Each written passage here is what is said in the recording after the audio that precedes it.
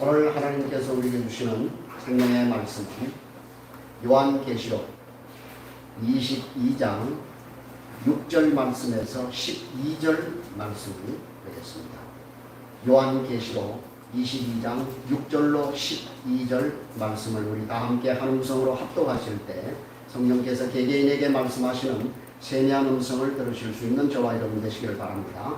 또 그가 내게 말하기를 이 말은 신실하고 참되니라. 주고 선지자들의 영의 하나님이 그의 종들에게 반드시 속히 되어질 일을 보이시려고 그의 천사를 보내셨도다. 보라, 내가 속히 오리니 이 두루마리의 예언의 말씀을 지키는 자는 복이 있으리라 하더라. 이것들을 보고 들은 자는 나 요한이니 내가 듣고 볼 때에 이 일을 내게 보이던 천사의 발 앞에 경배하려고 엎드렸더니 그가 내게 말하기를 나는 너와 내 형제 선지자들과 또 이 두루마리의 말을 지키는 자들과 함께 된 종이니 그리하지 말고 하나님께 경배하라 하더라. 또 내게 말하되 이 두루마리의 예언의 말씀을 인고하지 말라. 때가 가까우니라. 불의를 행하는 자는 그대로 불의를 행하고 더러운 자는 그대로 더럽고 의로운 자는 그대로 의를 행하고 거룩한 자는 그대로 거룩하게 하라. 보라, 내가 속히 오리니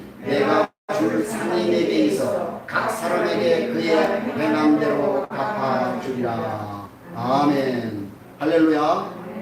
예, 오늘도 하나님께서 이 예배에 참석한 모든 분들에게 우리 하나님의 은혜와 주 예수 그리스도의 은혜가 여러분과 여러분 가정에 충만하시기를 주님의 이름으로 간절히 부탁드립니다. 사실은 오늘 요한계시록을 끝낼까 했습니다만은 너무 아쉬운 마음에 한 주를 더 연장을 해서 오늘 좀 중요한 주제가 한 두 주제가 있어서 그 주제를 우리가 오늘 공부를 하고 다음 주에 마무리를 하려고 합니다. 모르겠어요. 또 한 주간 또 어떻게 생각이 바뀔지.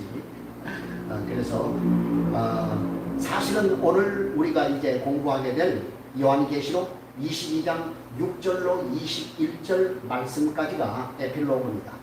다시 말해서 결론이라는 얘기죠. 자, 우리가 근 2년 넘게 이렇게 요한계시록을 가지고 실험을 했습니다. 그래서 이제 우리는 드디어 이 에필로그 부분에 도달하게 되었는데요. 사실은 이 결론 부분이 굉장히 주제가 여러 주제가 이렇게 나뉘어져 있어서 한꺼번에 우리가 이것을 마무리하기는 조금 무리가 있다고 생각이 들어서 한 주 더 연장을 했습니다. 그래서 오늘은 6절로 12절 말씀 가운데 특별히 6절과 7절을 집중적으로 좀 공부를 하도록 하겠습니다. 우리 6절 말씀을 다시 한번 읽겠습니다. 시작. 또 그가 내게 말하기를 이 말은 신실하고 참되니라. 주고 선지자들의 영의 하나님이 그의 종들에게 반드시 속히 되어질 일을 보이시려고 그의 천사를 보내셨도다. 아멘. 자, 그죠? 6절 말씀에 보니까 이 말씀 속에 사실은 두 가지의 아주 중요한 주제가 있는 것을 우리가 발견할 수가 있죠. 자, 그게 뭡니까? 첫 번째 주제는 예언으로서의 이 요한계시록의 말씀의 권위를 표현하고 있다는 것입니다. 그죠?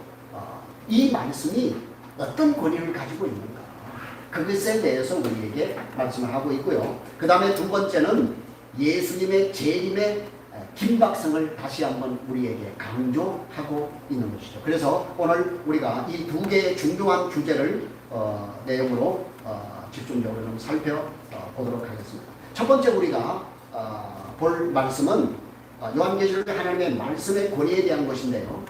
천사가 요한을 통해서 전해진 이 예언의 말씀은 진실하고 참된 말씀이다. 이렇게 얘기하고 있습니다. 그죠? 진실하고 참되다. 자, 우리가 여기에서 이것이 가리키고 있는 것은 우리가 두 가지로 이해를 할 수가 있는데요.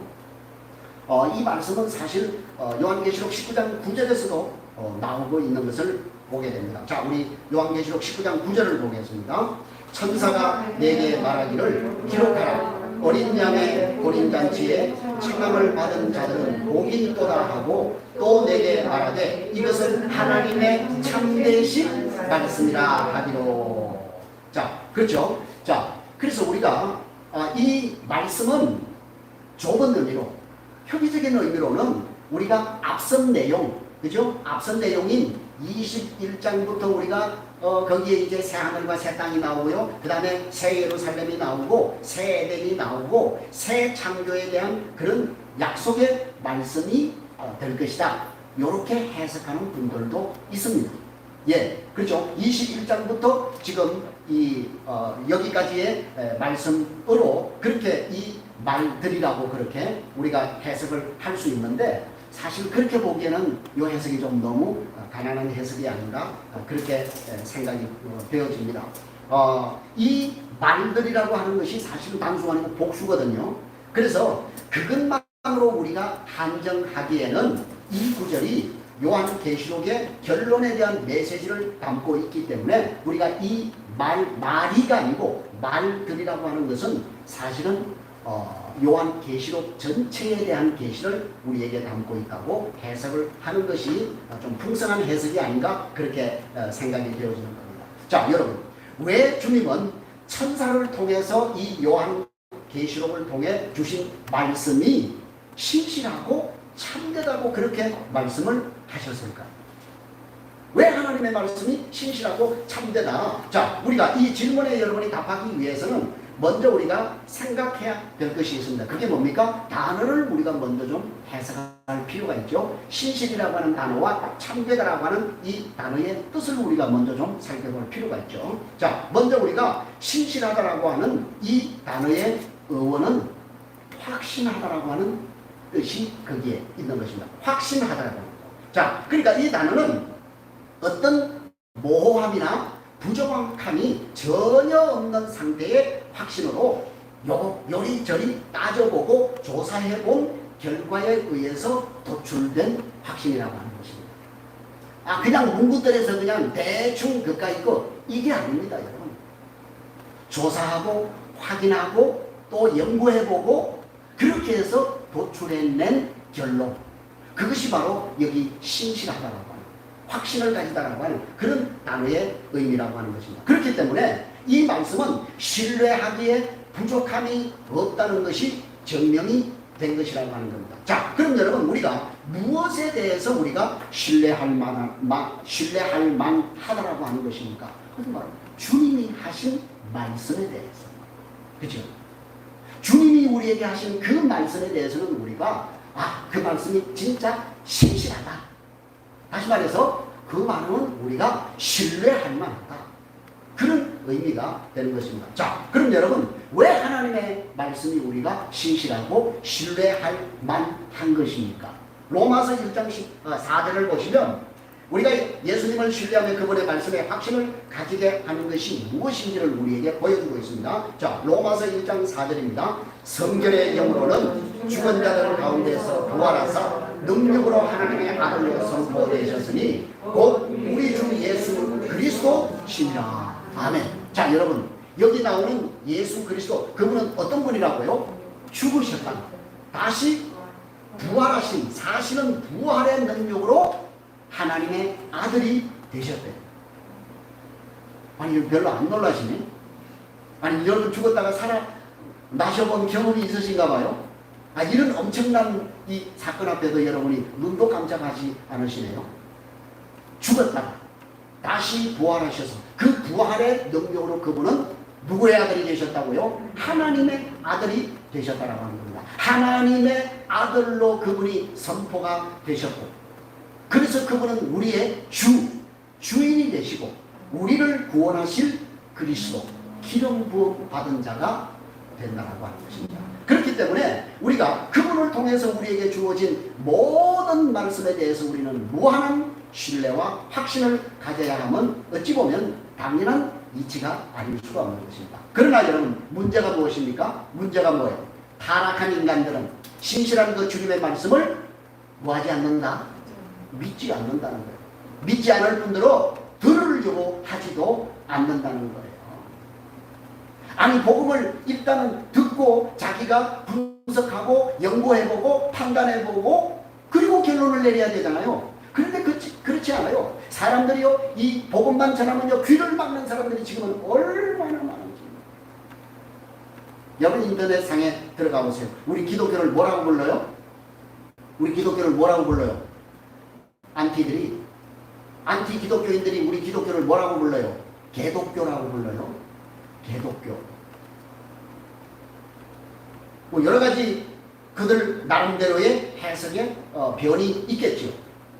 왜 그들이 우리 기독교를 개독교라고 그렇게 얘기할까? 그리고 심지어 어떤 안티 크리스찬인은요, 뭐라고 얘기합니까? 우리 기독교가 돈만 밝히는 종교래요. 자, 그 속에는 뼈가 있습니다. 그렇죠?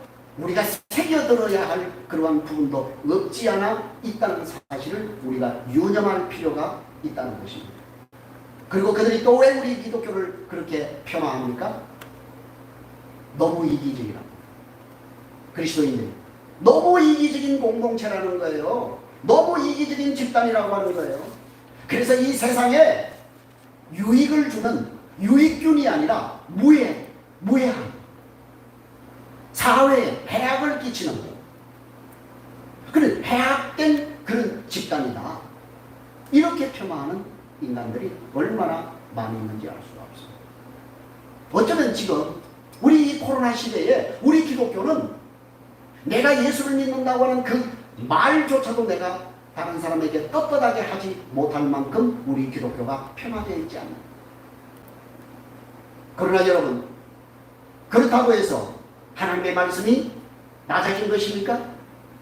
정말 하나님의 말씀이 신뢰할 수 없을 만큼, 우리가 믿을 수 없을 만큼 그렇게 형편없는 말씀인 것입니까? 아니죠. 절대 그렇지 않다는 것입니다. 그럼 여러분, 과연 주님이 왜 창사를 통해서 하신 이 말씀은 신실하고 참되다고 그렇게 말씀하셨냐 그 말이에요. 여러분, 지금 이 세상이요, 얼마나 지금 온갖 거짓과 권모술수와 공작이 난무하는 곳이 곳으로 전락해버리지 않았냐 그 말이에요. 여러분, 인터넷 매체를 볼 때 과연 그 인터넷 매체에서 보도하는 보도를 우리는 몇 퍼센트를 우리가 신뢰할 수 있습니까? 여러분, 몇 퍼센트를 믿어요? 그러니까 지금 무슨 얘기를 하고 있어요? 언론이 제 기능을 못한다. 그래서 언론이 엉터리 보도를 하면 배상을 하게 하자. 이런 지금 법안을 내려고 지금 난리를 치고 있지 않습니까? 물론 정말 거짓을 명백하게 퍼뜨리는 그런 언론 매체들은 철퇴를 가해야 됩니다. 예. 사람들의 마음을 혼란케 하고 이렇게 하는 그런 해악적인 그런 언론 집단들은 퇴출을 시켜야 마땅합니다. 그러나 그런 역기능과 순기능이 있는 것을 우리가 총체적으로 우리가 생각할 때도 사실은 우리가 그러한 세상에 보도되는 그러한 언론의 매체들을 우리가 얼마만큼 신뢰할 수 있는 수준을 우리가 가지고 있는 겁니다. 얼마든지 공작을 할 수가 있는 그런 지금 시스템으로 흘러가고 있지 않냐 그 말입니다.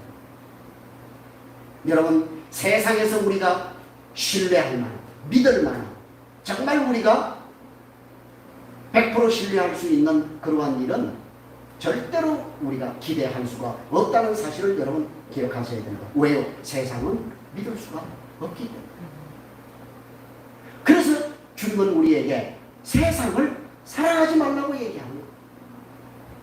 우리가 세상을 사랑하는 그 순간 우리는 아버지의 사랑이 우리 안에 있지 않다고 우리에게 말씀을 하고 있는 것입니다. 자, 그럼 여러분, 하물며 우리가 예수를 믿는 하나님의 백성이라고 얘기를 하면서 내가 하는 말을 상대방이 신뢰할 수 없다. 저 사람이 예수 믿는 사람이라는 것을 만천하가 다 하는데, 모든 사람이 다 하는데 저 사람이 하는 말은 내가 신뢰할 수 없어, 믿을 수 없어. 여러분, 그렇게 여러분 주변에서 여러분 자신을 인식하고 있다고 한다면 그것보다 여러분 불쌍한 인생이 아닐 수가 없는 것입니다. 그로 인해서 여러분, 우리는 오늘 정말 하나님의 말씀만이 우리가 신뢰할 수 있고 믿을 만한 말씀이라고 하는 이 말씀 앞에서 우리의 삶을 한번 적용해 보자고 합니다. 여러분 가족들 가운데, 그죠? 여러분 가족들에게 내가 말하면 우리 가족이 내 말을 몇 퍼센트 신뢰합니다. 신실하다고 얘기합니다. 그죠? 제가 하는 얘기는 확실해.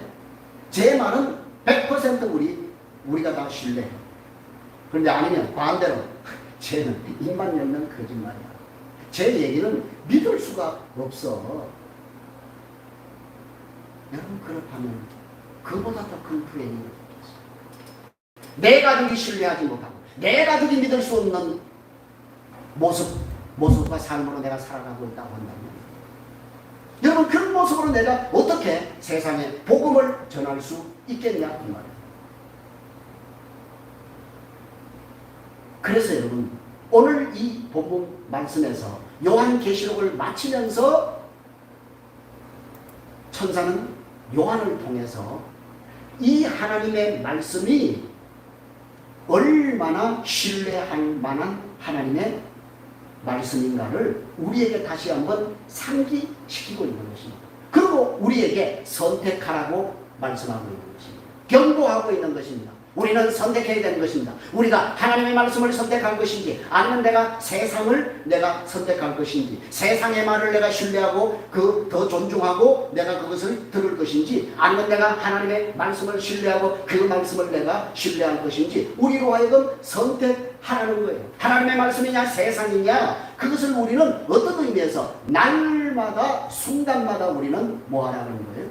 선택하라는 거예요. 그 다음에 두 번째로 이 계시된 하나님의 말씀은 참된 말씀이라고 했습니다. 참되다라고 하는 것은 진실하며 진리이다라고 하는 그런 뜻으로 거짓되지 않고 신실하다는 그런 의미가 거기에 담겨져 있는 것입니다. 그래서 여러분 성경을 뭐라고 얘기합니까? 성경에서 하나님의 말씀이 뭐라고 얘기합니까? 진리라고 그렇게 얘기를 하는 거예요. 요한복음 11장 17절을 보겠습니다. 시작. 그들을 진리로 거룩하게 하옵소서. 하나님의 말씀은 아버지의 말씀이 진리래요. 하나님의 말씀이 진리라는 거예요. 여기 진리라는 단어가 나오는데 이 진리라는 단어와 오늘 계시록에 나오는 참되다라고 하는 이 단어하고 같은 단어. 그건 똑같아요. 자, 그래서 여러분 하나님의 말씀은 거짓되지 않고 진실합니다. 그죠? 그리고 또한 그 아버지의 말씀을 전하시는 예수 그리스도의 말씀 또한 참으로 참이고 진리가 아닐 수가 없는 것이죠. 그래서 예수님 자신이 친히 뭐라고 말씀합니까? 내가 곧 길이요 진리요 생명이니 나로 말미암지 않고는 아버지께로 올 자가 없다고 말씀하는 거예요. 그런데 여러분 그렇게 얘기하는데도 불구하고요 그 예수님의 말씀을 하나님의 진리라고 하는 참되다라고 하는 그 말씀을 믿지 않는 자들이 있다는 거예요. 볼까요? 자, 요한복음 8장 45절로 갑니다. 시작. 내가 진리를 말함으로 너희가 나를 믿지 아니하는도다. 너희 중에 누가 나를 죄로 채찍겠느냐? 내가 진리를 말하는데도 어찌하여 나를 믿지 아니하느냐? 하나님께 속한 자는 하나님의 말씀을 듣나니 너희가 듣지 아니하면 하나님께 속하지 아니하였음이니라. 자, 보세요. 여기 보시면 주님께서 뭘 말씀하시는데 진리를 말하는데 불구하고 뭐 하는 자들이 있다는 거예요? 안 믿는 자들이 있다는 거예요. 아니 그들이 왜 주님의 말씀이 진리인데도 불구하고 그들이 믿지 않는다고요? 예, 성경이 우리에게 답을 주잖아요. 그 사람이 하나님께 속하지 않았기 때문에 하나님의 말씀을 안 믿는다는 거예요. 안 믿어진다는 거예요. 예. 그러면 자 뒤집어서 하나님께 속하지 않으면 누구에게 속한 거예요? 마귀에게 속한 거죠. 그래서 여러분 여기 45절부터 우리가 읽었는데 44절 말씀에서 예수님께서 뭐라고 말씀하냐? 너희는 너희 아비 마귀에게서 났느니라. 예. 마귀는 거짓의 아비예요. 사랑하는 성도 여러분, 정말 여러분이 하나님께 속한 사람이라고 한다면 우리는 반드시 뭘 사랑할 수밖에 없다? 진리를 사랑할 수 있다. 그죠? 진리가 누구예요? 예수님. 살아가신 그 삶을 따라가려고 100% 우리가 그 삶을 살아갈 수는 없지만 그 예수님의 삶을 추종하고 삶을 따라가고 순종하기 위해서 몸부림을 친다 그 말이에요. 예. 그게 있냐 그 말이에요. 그게. 예. 정말 하나님께 속한 사람이라고 한다면 반드시 그렇게 진리를 사랑한다라고 하는 거예요. 그래서 보세요.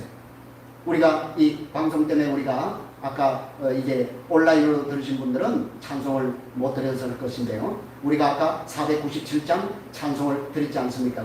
주 예수 크신 사랑이라고 하는 찬송을 드렸는데 저는 그 497장을 참 좋아하는데 그 가사 가운데 3절을 제가 너무 좋아해요. 3절 가사가 무엇입니까? 3절 가사가 무엇입니까? 이 말씀 들은 사람 또 듣기 원하고. 왜 또 듣기 원한다고요? 그리고요 그 사람은요 목말라서 사모한대요. 왜요? 그 말씀이 진리이기 때문에. 네. 이 말씀 들은 사람 또 듣기 원하고 목말라 사모하니 그 말씀 진리라. 왜 우리가 그 말씀을 들었는데 또 듣고 싶다고요? 왜 그 말씀을 목말라 사모한다고요? 그 말씀만이 진리이기 때문에. 그리고 우리가 나중에 그 나라에 들어가서 부를 영원한 새 노래이기 때문에. 예. 그래서 우리는 그 진리 되신 그분의 말씀을 듣고 들은 사람 또 듣고 싶은 거. 그래서 하나님의 말씀을 읽었더니 또 읽고 싶고 또 읽고 싶고 묵상하고 싶고 그거예요 여러분. 그런데 여러분 오늘 현대 그리스도인들이 그렇습니까? 하나님의 말씀을 듣는 것보다도 뭘 더 듣기 좋아합니까? 세상 말을 듣기 더 좋아하지 않습니까? 묵상하고 읽기보다도 TV 드라마나 소설이 더 흥미롭지 않습니까?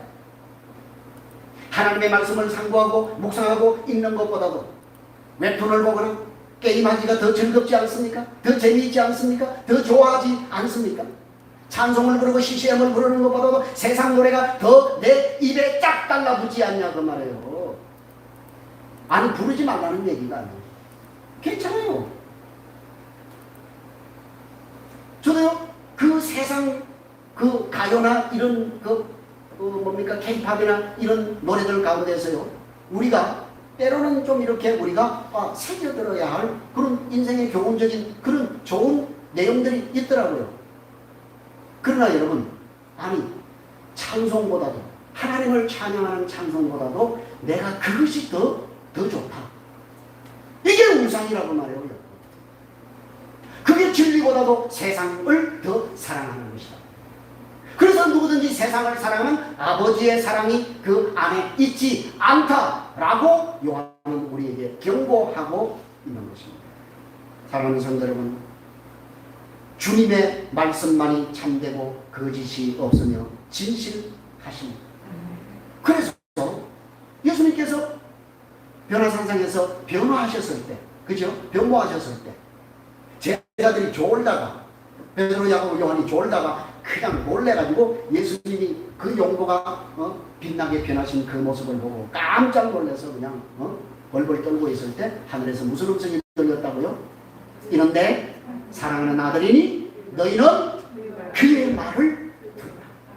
예, 우리가 들어야 할 말, 우리가 정말 준수하고 지켜야 할 말은 세상의 어떠한 그러한 이론이나 학식이 아니라 그런 이점이 아니라 예수 그리스도의 말씀, 하나님의 말씀, 계시된 말씀, 그 말씀만이 우리가 정말 우리의 삶을 살리고 유익하게 하는 생명의 말씀이 될 수밖에 없다고 하는 것입니다. 사랑하는 성도 여러분, 진리 되신 예수 그리스도, 신실하고 참되신 그 예수 그리스도의 말씀을 목말라 사모하십시오. 그 말씀이 우리를 영생 가운데, 진리 가운데, 생명 가운데로 우리의 삶을 인도하여 주실 줄로 믿습니다. 두 번째로 우리가 생각할 중심 주제는 바로 주님의 재림에 대한 긴박성에 대한 경각심입니다. 그래서 6절 하반절 말씀해 보니까 왜 우리가 요한계시록을 통해 주신 예언의 말씀들에 대해 경각심을 가지고 들어야 하며 믿어야 하며 신실하다고 확신해야 하는가에 대해서 이렇게 얘기합니다. 그 일들은 어떻게 해요? 반드시 속히 될 일들이기 때문이다. 반드시 속히 될 일, 그 일이기 때문에 우리는 이 재림에 대한 긴박성을 우리가 가져야 된다고 얘기하는 거예요. 그래서 여러분 7절 말씀에서 다시 한번 이 말씀을 강조하고 있잖아요. 그죠? 7절 말씀을 다시 읽겠습니다. 시작. 보라, 내가 속히 오리니 이 두루마리의 예언의 말씀을 지키는 자는 복이 있으리라 하더라. 아멘. 자, 여러분 보세요. 주님은 요한을 통해서, 천사를 통해서 요한에게 뭐라고 말씀했다고요? 내가 반드시 어떻게 해요? 속히 오겠다. 그렇게 말씀을 하는 거예요, 여러분. 근데 여러분, 정말 이 말씀을 액면 그대로 믿음 가운데로 받는 사람들이 과연 얼마나 있냐 그 말이에요. 오늘 여러분, 우리가 재림을 사모하고 기다린다고 하는, 아니 요한계시록을 우리가 이전한 2년 동안 이렇게 우리가 공부를 한 우리조차도 얼마나 우리가 예수님의 그 재림을 소망하며 사모하며 우리가 앙모하고 있냐 그 말이에요. 근데 여기 어떤 사람들은요, 주님이 속히 온다고 했지 않았냐?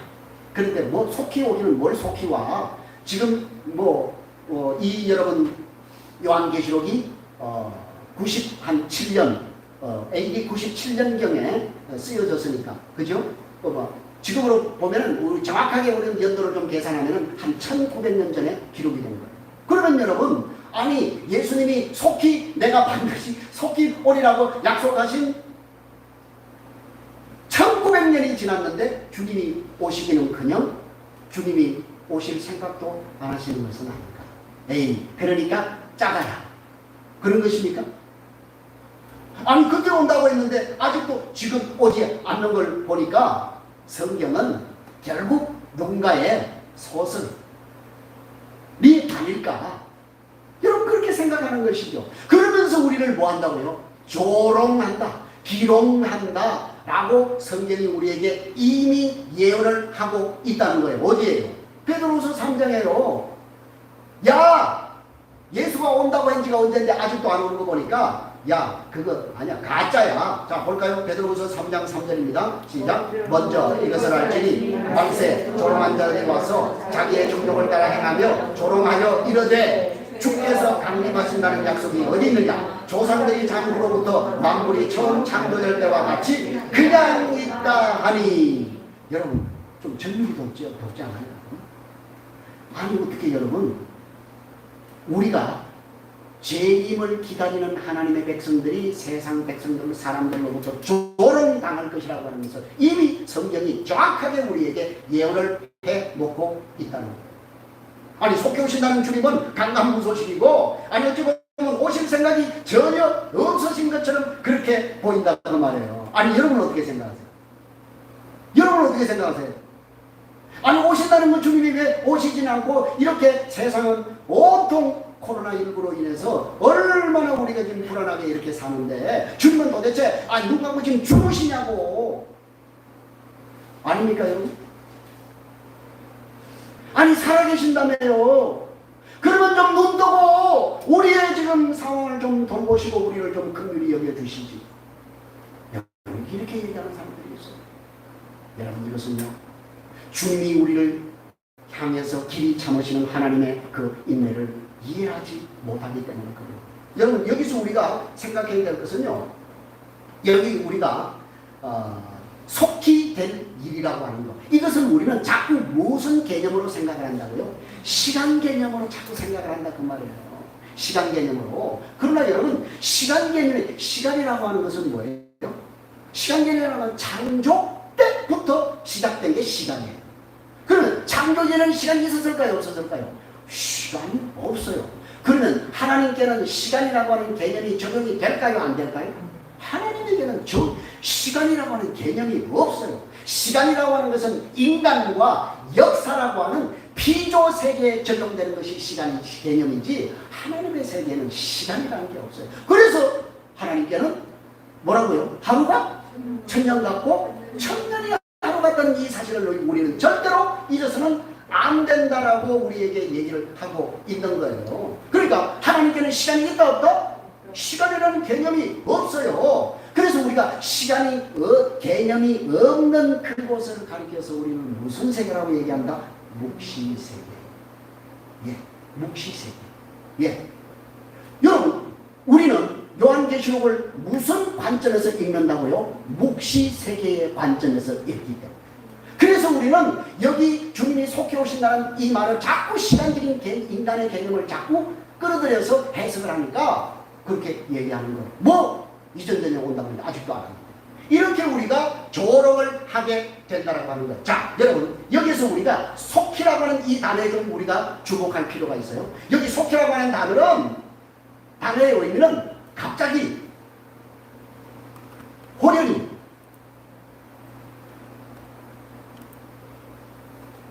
이런 의미가 그 속에 담겨 있다니까요. 그러니까 우리가 생각하지 못한 전혀 어떠한 때에 갑자기 벼랑감 일어나는 것, 그런 의미가 이 단어 속에 숨겨져 있다고 하는 거예요. 그러니까 여러분, 이 속히는 시간적인 의미의 곳이 아니라 반복되거나 취소됨이 없이 반드시 이루어질 일이라고 하는 의미를 강조하는 단어라는 사실을 여러분 절대 잊었습니다. 그럼 여러분, 우리가 이 속히라고 하는 이 단어 속에서요, 우리가 기억해야 될 것은, 저는 이 속히라고 하는 단어를 때로는 문자적으로 우리가 해석할 필요도 있다고 생각합니다. 왜 그런 줄 아세요? 여러분, 제가 늘 지금 얘기하지만 종말을 우리가 두 가지의 관점에서 우리가 늘 생각해야 된다고 했잖아요. 우주적인 종말을 자꾸 여러분 생각만 하는데, 사실은 여러분, 그 우주적인 종말보다도 우리에게 더 현실적으로 다가오는 종말은 무슨 종말이에요? 우리의 개인의 종말이라니까요. 저와 여러분의 개인의 종말은 시시각각으로 지금 째깍째깍 다가오고 있다니까요. 여기 나이가 많다고 해서 먼저 돌아가시는 거 아니에요?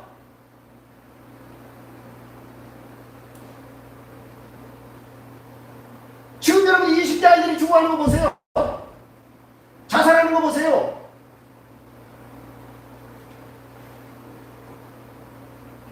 출생에는 순서가 있지만 죽음에는 순서가 없다니까요. 여러분, 오늘 우리의 죽음이 곧 우리의 뭐예요? 우리의 종말 아니에요, 종말. 그래서 우리는 뭐 해야 된다? 깨어있고 준비해. 깨어 준비하지 않으면 안 된다는 거예요, 여러분. 내 개인의 종말이 언제 올지 우리는, 그게 속히라고 하는 그 단어 속에 주님께서 우리에게 경고하시는 또 다른 종말의 의미가 그 속에 숨어져 있다는 사실을 우리는 기억해야 되는 것입니다. 그래서 여러분, 이 속히라고 하는 단어가 시간적인 의미의 곳이 아니고 번복, 취소, 이것이 없는 반드시 이루어질 일이라고 하는 의미를 강조하는 단어라고 했는데, 그래서 13절 말씀에서 다시 한번 우리 이렇게 얘기해요. 13절 말씀을 읽겠습니다. 시작. 13절 말씀 시작. 나는 알파와 오메가요, 처음과 마지막이요, 시작과 마침이라. 아멘. 여러분 보세요. 주님이 알파와 오메가, 처음과 끝, 시작과 끝이라고 하는 그 의미는 뭐예요? 그게 뭐예요? 나는 시작이고 마지막이다. 이 얘기가 무슨 말이에요? 내가 어떤 일을 시작했으면 나는 그 일을 반드시 뭐한다? 마친다는 거예요, 여러분. 그래서 여러분, 민수기 23장 19절에서 하나님은 뭐가 아니기 때문에, 사람이 아니시기 때문에 뭐하지 않고 거짓말을 하지 않으시고 인생이 아니시기 때문에 하나님은 후회가 없다. 어찌 그 하신 말씀을 행하지 않으시며 하신 말씀을 실행하지 않으시랴. 아멘입니까? 예, 여러분. 자, 그러니까 여러분, 주님이 예수님께서 시작과 끝이라는 것은 예수는 반드시 말씀하신 바를 이루시고야 마시겠다고 하는 하나님의 의지의 선포가 아닐 수가 없는 것입니다. 그러니까 본문 10절도 바로 그 내용을 담고 있어요. 자, 10절 말씀을 읽겠습니다. 시작. 또 내게 말하되 이 두루마리의 예언의 말씀을 인봉하지 말라. 때가 가까우니라. 자, 보세요. 천사가 지금 요한에게 뭐라고 얘기합니까? 뭐라고 합니까? 말씀을 닫아놓으라. 닫지 말라. 인봉하지 말래요. 그 인봉하지 말라고 하면은 인봉하지 말고 열어놓으라고 하는 얘기를 보니까 뭔가 그 이전에 야 그거는 닫아놔 라고 한 얘기가 있다는 얘기 아니겠어요? 그죠? 그게 어디 나옵니까? 다니엘서에. 여러분 다니엘서 8장에 보시면 하나님께서 다니엘에게로 쭉 예언을 말씀 지적하셔서 다니엘 8장을 읽어보세요. 다니엘 8장 26절에 보면 하나님께서 다니엘이 이렇게 얘기한다. 쭉 미래에 대해서 얘기하시고 다니엘아 이 일은 잘 들으세요. 이 일은 여러 날 후에 일어날 일들이기 때문에 인봉하라. 이렇게 닫아놓으라는 거예요. 그걸 열어놓지 말고 여러 날 후에 일어날 일이기 때문에 꼭 닫아라. 이렇게 얘기하는 거예요. 그런데 여러분 오늘 요한 계시록에서는 반대로 얘기하잖아요. 그죠? 왜 인봉하지 말라? 그렇죠. 지금 속히 반드시 일어날 일이기 때문에. 여러분 성경이 이렇게 적어요. 그 성경은 다 짝이 있는 거예요, 여러분. 그래서 여러분 오늘 우리가 요한계시록을 볼 수 있게 된 게 뭐예요?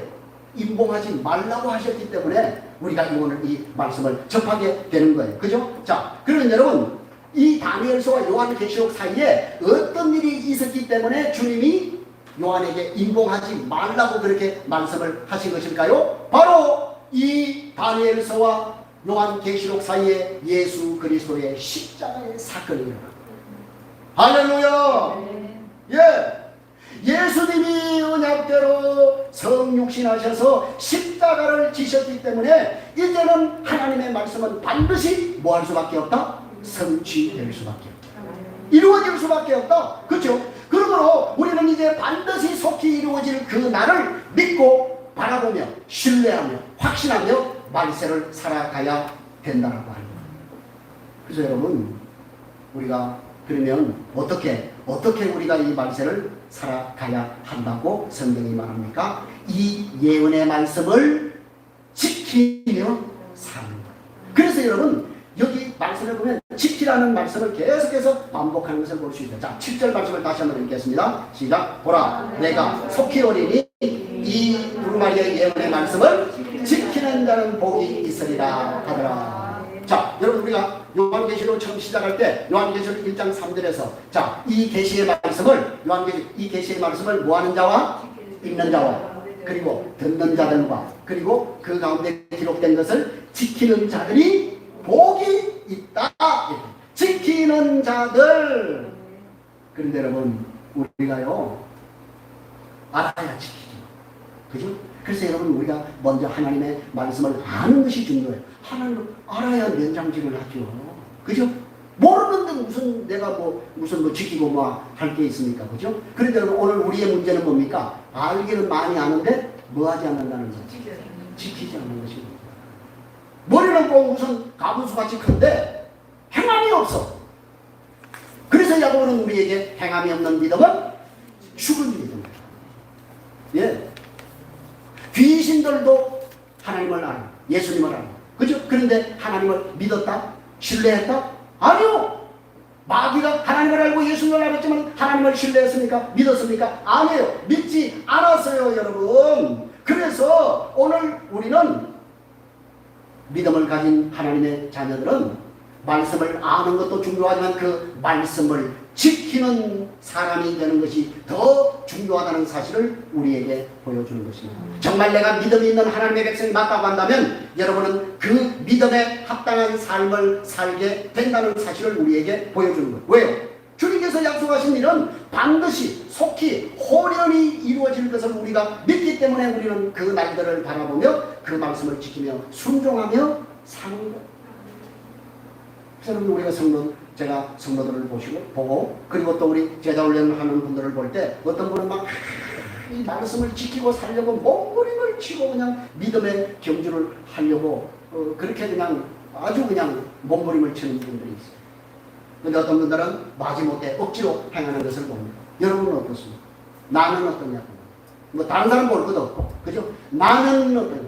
나는 지금 그 하나님의 말씀을 내가 아는 말씀, 배운 말씀, 들은 말씀, 그 말씀을 내가 얼마나 신뢰하고 그 말씀대로 우리가 살려고 얼마나 하나님 앞에 몸부림치고 살아가고 있냐 그 말이에요. 그래서 오늘 주님은 우리에게 뭐라고 말씀합니까? 12절 말씀을 보니까 뭐라고 얘기합니까? 보라 내가 속히 오는데 뭐라고 얘기합니까? 자 보세요. 11절에요. 11절에 보니까 불의를 행하는 자는 그대로 불의를 행하고 더러운 자는 그대로 더럽고 의로운 자는 그대로 의를 행하고 거룩한 자는 그대로 거룩하게 하라 라고 우리에게 말씀을 하고 있습니다. 여러분 불의하게 사시겠습니까? 더러운 모습으로 사시겠습니까? 아니면 의로운 자 정말 거룩하고 정말 하나님의 말씀대로 행하는 그러한 삶을 여러분이 살기를 원하십니까? 그래서 성경은 오늘 우리에게 뭐라고 말씀합니까? 우리가 하나님의 말씀을 알고도 듣고도 행하지 않는 사람은 어디에 집을 지은 사람하고 똑같아? 모래 위에 집을 지은. 그러나 여러분 하나님의 말씀을 알고 듣고 행하는 자는 그 집을 어디에 지은 것과 같아? 반석 위에 지은 것과 같다. 그래서 그 사람에게는 시련의 비바람이 불고 시련의 창수가 불어도 그 사람은 부서지거나 무너지지 않는다 라고 우리에게 말씀을 하는 거예요. 그래서 여러분 그 우리의 공력을 따라서 주님이 우리에게 상을 베푸신다 라고 성경이 우리에게 말씀을 하고 있는 것입니다. 사랑하는 성도 여러분, 오늘 이 하나님의 말씀 요한계시록의 결론의 부분의 이 말씀 속에서 우리는 두 가지 중요한 주제를 하나님 앞에 우리가 공부했습니다. 첫째는 그 하나님의 말씀은 신실하고 참된 말씀입니다. 그리고 그 하나님의 말씀은 반드시 속히 될 일이라고 우리는 확신하는 것입니다. 아무쪼록 저와 여러분이 이 말씀을 굳게 믿고 이 예언의 말씀을 지키며 순종하는 저와 여러분이 되셔서 우리 주님이 오셔서 주실 상을 온전히 누리며 살아가는 저와 여러분이 되시기를 주님의 이름으로 간절히 부탁드립니다. 기도하겠습니다.